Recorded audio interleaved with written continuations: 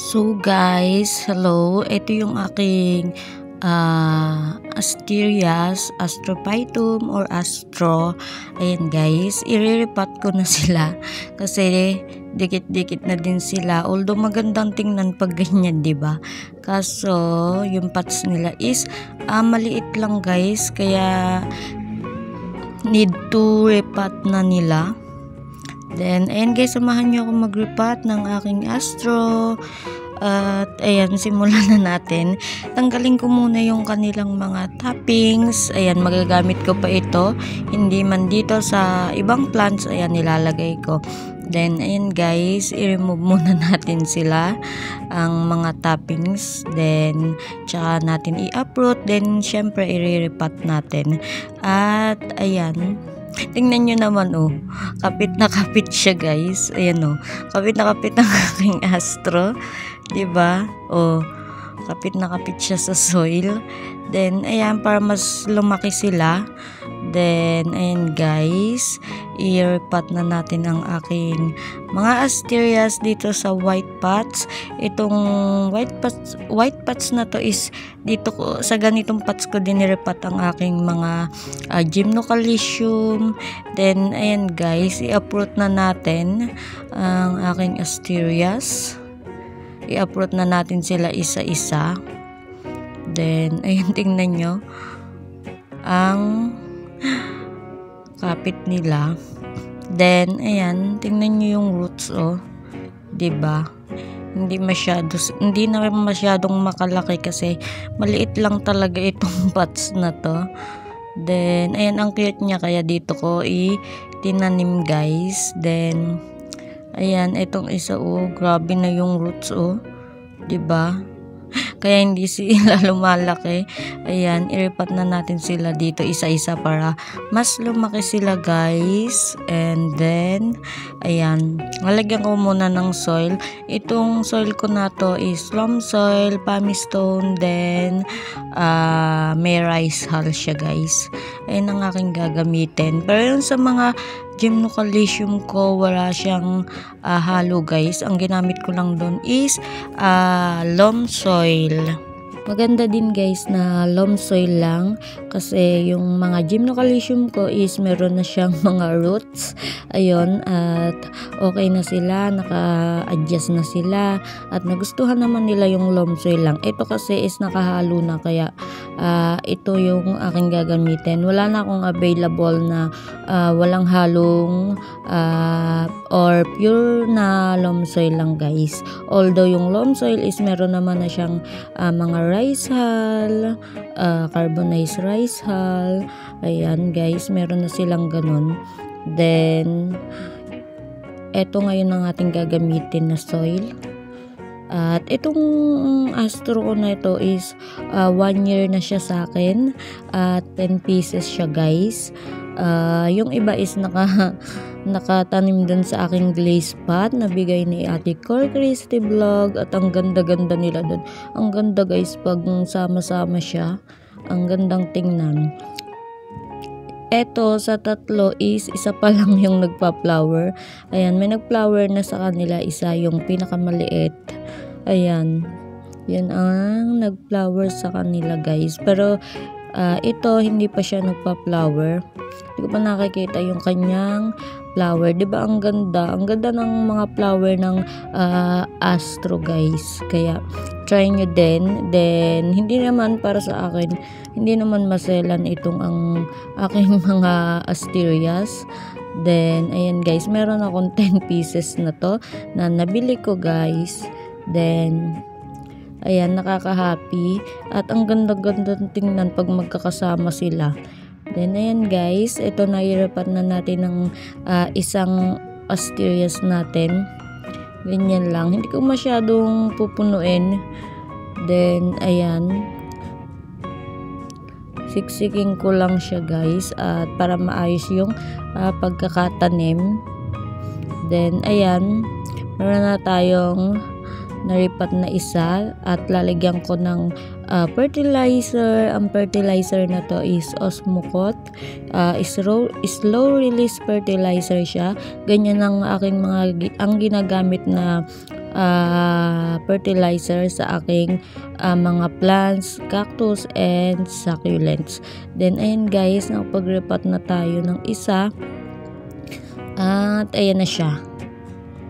Ayan siya guys. Ang ganda, diba? Ang cute nila. Then ito naman, next tayo. At ayan guys, tingnan nyo yung roots niya, oh. Oh, diba? More on pumice stone pala ito. Then, ayan. Hindi ko na tinrim yung roots nila. Hindi ko na masyadong gagalawin guys. Para mas madali silang maka-adjust. Then, ayan. Sana mas lumaki na sila kasi medyo malaki na itong pots na to. At mataas. Kasi itong isa is mababa lang siya guys. Then, 3 pa silang nakatanim. At ayan. Itong isa is hindi pa rin siya pa-flower. Then, yung pinakakauna-unahan kong asterias is ang laki niya na. Kaso, meron siyang corking.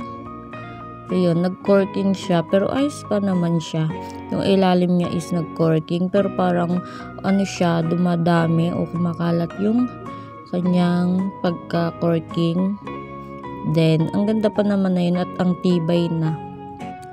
Yun is mga 2 years na sigurong mahigit sa akin guys. Pero ito is nag 1 year na. Wala pa namang na maalam sa kanila guys. At okay naman sila. Ang dali lang nilang alagaan. Hindi kagaya ng succulent na sobrang, hindi naman sobra. Mahirap ding alagaan guys. Pero ito is madali lang. Then, ayan. Lagyan ulit natin ng fertilizer na Osmocote. Then, ayan guys, ito yung pangalawa. Then, next tayo. Itong isa is nalagyan ng soil sa ibabaw. Then, ayan anuin lang natin.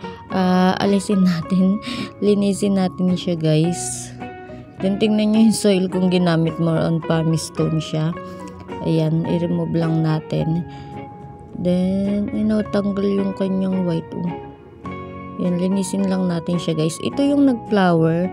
Ito yung palaging nagpa-flower. Kahit siya ang pinakamaliit. Ayan, siya ang nag-flower guys. Then, ayan. Repat na din natin siya. At then, ayun, tingnan nyo naman. Hindi siya masyadong, hindi sila masyadong magka-roots kasi maliit nga lang ito. Yung pots na to.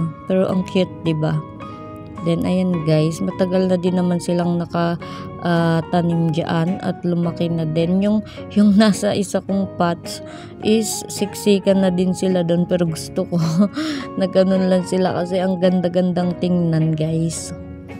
Then, ayan. I-repot na natin ito. Then, ayan, kasi sabi ko nga lang na ito yung madalas mag-flower sa kanila. Ayan, sa may dun sa may madami kong nakatanim is, guys, wala pang nagpa-flower dun. Then, sana is magsabay-sabay silang mag-flower, diba? Kasi ang ganda-ganda talaga ng flower ng mga asterias. At ayan guys, ang ganda ng mga dot-dot niya dyan.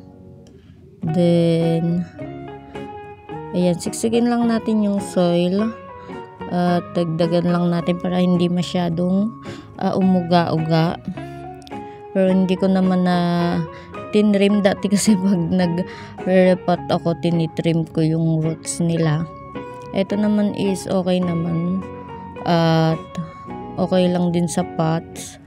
Kahit hindi na natin itrim yung kanyang roots is kasyang-kasya naman siya dito. Then, para din madali na siyang maka-adjust at magka-new roots, diba? Sana is magustuhan nyo itong soil kagaya ng aking mga gymno. At ayan, lagyan din natin ito ng fertilizer. para mas maging healthy at lumaki sila. Then, ayun na guys, ang ating nairepot. Ayan, dagdagan natin. Tingnan nyo ito, oh. Tingnan nyo yung aking pots, oh, diba? Ang liit niya lang. Ayan, oh. Ang cute niya. Then, ito na. Nairepot na natin ang ating mga asterias. At ayan na sila guys, oh. Diba? Ang ganda. Ganda nila. Sana is mas lumaki na sila. Then, ayan, linisin lang natin kasi puro soil. Then, ayan guys. Linisin lang natin siya. At, ayan, sana mas lumaki na sila, diba? Then, ayan, pati yung mga gilid-gilid ng pots. Ayan, puro soil. Then, ayan guys, ang ganda, diba? Oh, ang cute nila. Thank you for watching, guys.